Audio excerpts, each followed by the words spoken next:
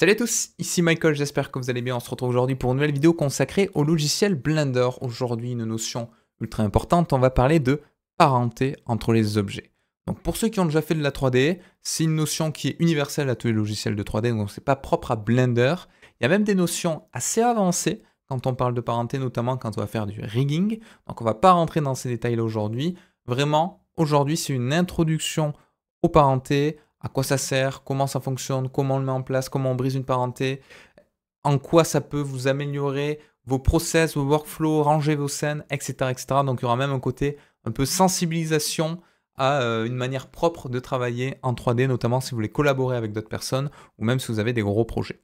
Alors je vais supprimer la lampe et la caméra et je vais rajouter, par exemple, une sphère sur le côté. Maintenant, je vais créer un lien de parenté entre ces deux objets. Alors, je vais insister sur deux choses. Là, vous voyez qu'on n'a aucun lien physique entre les objets. Si je déplace un objet ou l'autre, il n'y a aucun impact d'héritage, donc cette notion est importante, d'un objet sur l'autre, sur les transformations. Donc c'est pour ça que cette vidéo arrive maintenant. La semaine dernière, normalement, il y avait une vidéo sur les transformations. Ça va vous permettre d'y voir un petit peu plus clair sur la technique de ce qui se passe derrière quand on fait des transformations et qu'il y a des parentés. Également dans l'outliner en haut à droite, donc là où l'outliner, pardon, je vous rappelle très rapidement, c'est une sorte de représentation d'arbre, d'arborescence. Très important la notion d'arborescence également, parce qu'il va y avoir une hiérarchie des objets. Là, le cube et la sphère sont au même niveau de la hiérarchie, parce qu'on n'a pas, sur la petite flèche en dessous, de sous-objets d'attacher. Ok? Donc maintenant, si je veux faire un lien de parenté entre ma sphère et mon cube, je veux que toutes les transformations que je réalise sur mon cube soient héritées sur la sphère, comme un lien de parenté classique, et je vous donnerai un moyen mémotechnique pour vous en souvenir. Donc je vais sélectionner dans un premier temps ma sphère, c'est très important, et avec Shift en dernier, je vais sélectionner mon cube. Les liens de parenté peuvent fonctionner sur du multi-objet, multi-sélection. Il faut savoir que c'est à chaque fois le dernier objet qui est sélectionné avec Shift, qui est considéré comme l'objet actif et qui va être le parent et non l'enfant. C'est très important. Comment vous pouvez voir quel est le dernier objet actif? C'est globalement celui qui est surligné de manière plus claire, que ce soit dans la vue 3D ou dans l'outliner. Là, vous voyez que le tour de ma sphère est orange, le tour de mon cube est un orange très très clair qui tend presque vers le jaune. On a exactement la même chose à droite, surligné en beaucoup plus clair mon cube.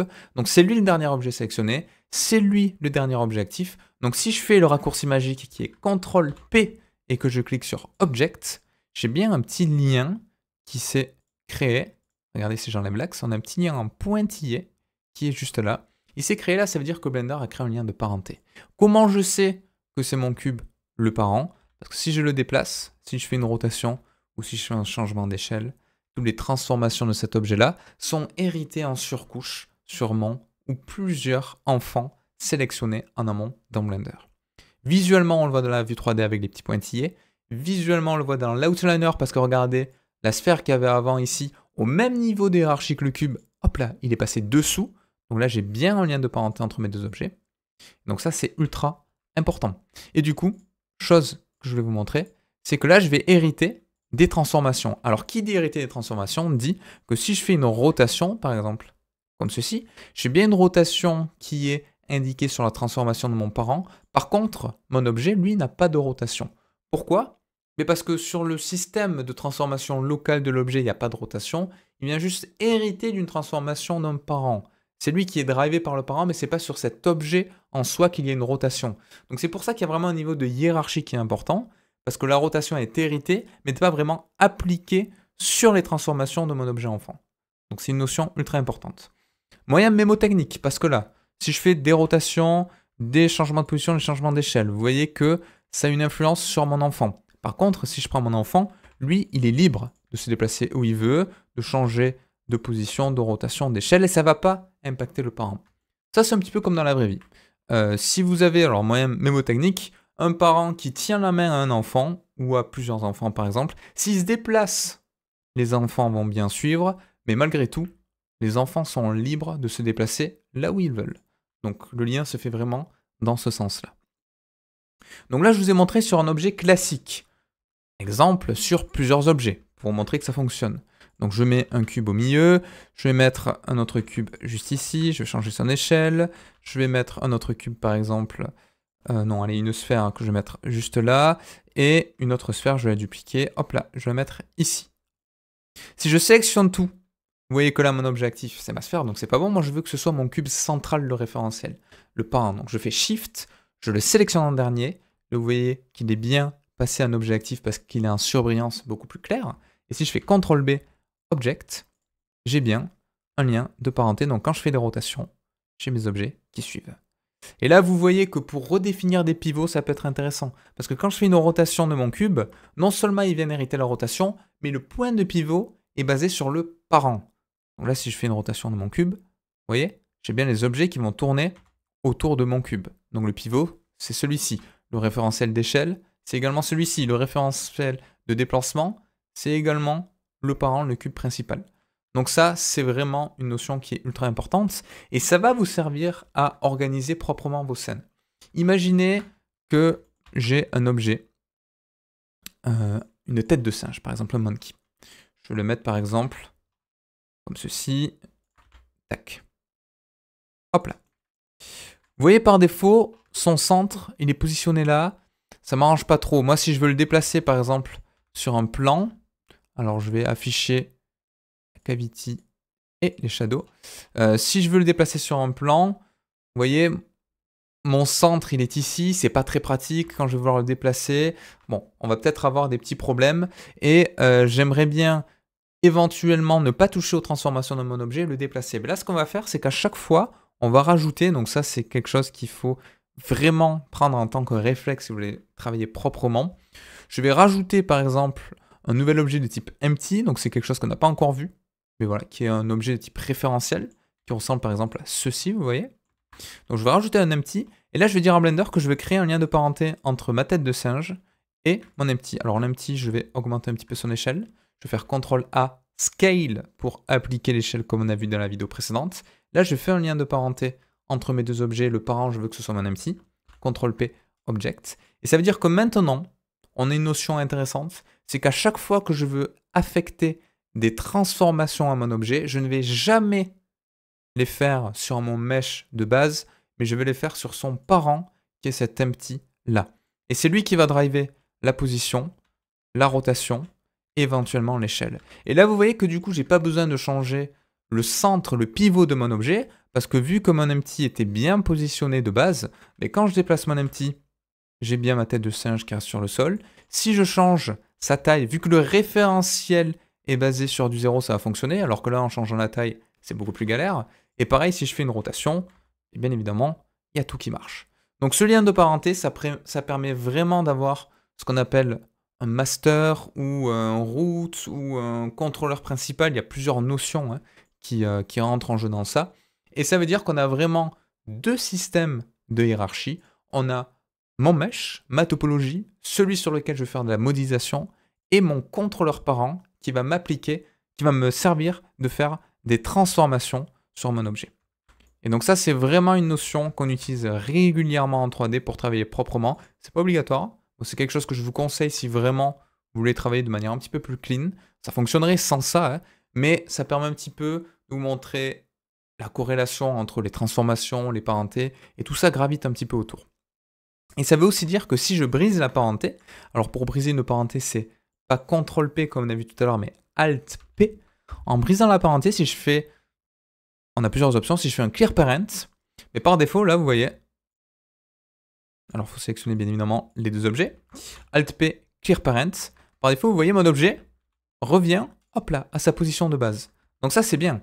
Ça veut dire quoi? Ça veut dire qu'on a bien bossé, parce que ça veut dire que sur mon objet de base, j'ai aucune transformation et que c'est son master, donc l'empty, qui a appliqué les transformations à l'objet. Vous voyez ce que je veux dire? Donc là, le Alt-P, vu que j'ai aucune transformation ici, vous voyez les transformations, je pourrais même mettre du 0,0. Alors on va pas mettre du 0,0 sinon il va être dans le sol, mais vous voyez toutes les transformations que j'ai ici, si je fais un Alt-P Clear Parents, mais je vais le retrouver ici, mais du coup il est plus drivé par la hiérarchie du parent, donc il se retrouve sur la position de base. Alors on a une option qui permet également d'indiquer à Blender que je veux briser la parenté tout en conservant les transformations. Donc quand je fais Alt-P, je peux faire un Clear and Keep Transformation. Et là, mon objet va additionner sur les transformations celles de mon empty pour conserver la position qu'il avait suite à la parenté, mais je n'ai plus de parenté.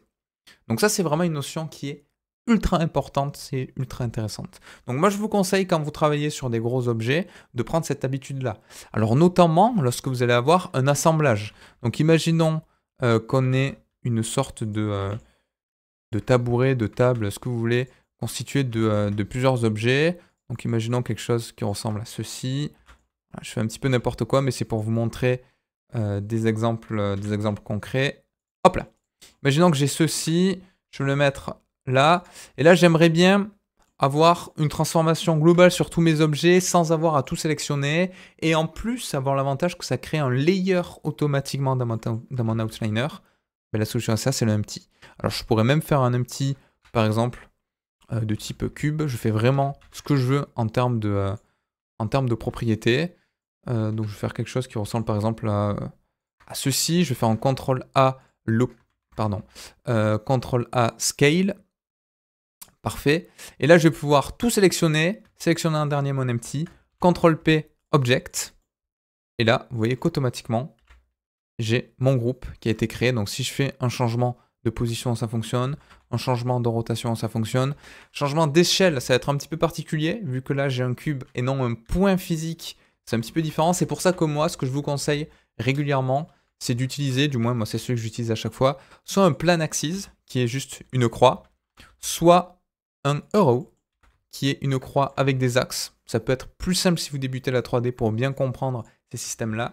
Là, si je fais une parenté, vous voyez que l'échelle se fait correctement, le changement de rotation se fait correctement, le changement de position également se fait correctement. Donc c'est quand même très pratique, et en plus vous avez l'avantage d'avoir tous vos sous-objets ici, et le parent qui est juste là. Donc là, je pourrais l'appeler par exemple master underscore table et dessous avoir toute la constitution de la table. Comme ça, je sais qu'en bougeant le master, je peux avoir les transformations qui sont rajoutées en surcouche sur mon objet. Alors rien n'empêche de retourner sur ma modélisation et de modifier. Donc ça, c'est quelque chose qui est également intéressant. Donc imaginons que j'ai des transformations comme ceci. Rien ne m'empêche de retourner là, de passer en mode scale, de changer un petit peu voilà, l'échelle de mon objet, par exemple comme ceci, de dire ok, voilà c'est pas mal. Et vous voyez, il a conservé le lien de parenté, il a conservé la transformation qui est récupérée en hiérarchie, donc c'est ultra pratique. Donc si je récapitule un petit peu, CTRL-P permet de rajouter une parenté, multisélection, le dernier sélectionné qui est en surbrillance plus claire, ça va être le nouveau parent. Donc CTRL-P Object, une parenté. Toutes les transformations du parent sont héritées par les enfants, mais les transformations des enfants sont totalement indépendants. Ça ne va pas impacter les parents.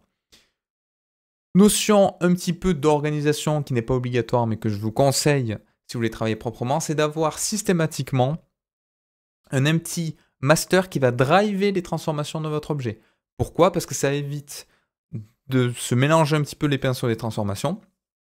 Et ça permet surtout d'avoir une notion ultra intéressante où on découpe en deux les transformations d'un objet avec sa constitution. C'est un petit peu ce qu'il y a nativement sur Maya, pour ceux qui font du Maya. Mais là, c'est le même principe. On va créer un petit peu ce système-là où on se dit, on a la constitution de l'objet qui est enfant et son parent, c'est un empty. Donc, c'est un type d'objet particulier qui va driver les transformations de mon objet. Mais du coup, j'applique jamais aucune transformation sur mon objet. Toutes les transformations sont sur le master, sur le parent. Donc ça, c'est très pratique. Vous allez voir quand vous allez faire des gros projets pour vous y retrouver, je vous le conseille fortement. Donc c'est tout pour aujourd'hui. J'espère que ça vous aura plu et je vous dis à très très vite pour la suite de la formation sur Blender. Ciao tout le monde, à plus.